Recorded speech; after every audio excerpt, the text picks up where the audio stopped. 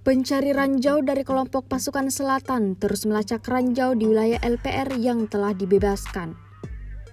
Terbukti dalam sebuah rekaman yang diunggah di akun Telegram @emodirasia pada Sabtu 23 Maret 2024. Menggunakan sarana teknis modern, para spesialis melakukan pengintaian teknik di area tersebut, menilai situasi dan mulai membersihkan area dari benda-benda peledak. Setelah menemukan benda seperti itu, para pencari ranjau berhenti dan memberi sinyal kepada komandan unit. Tergantung pada karakteristik amunisi yang terdeteksi, keputusan dibuat untuk menghancurkannya di lokasi atau mengangkutnya ke tempat pembuangan sampah untuk diledakkan lebih lanjut.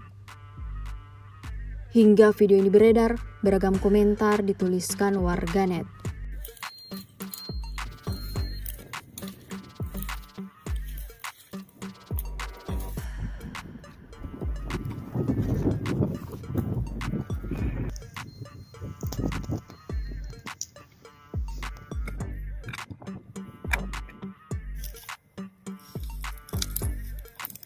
Танка. Прям сопла. Готовимся к уничтожению, ребят.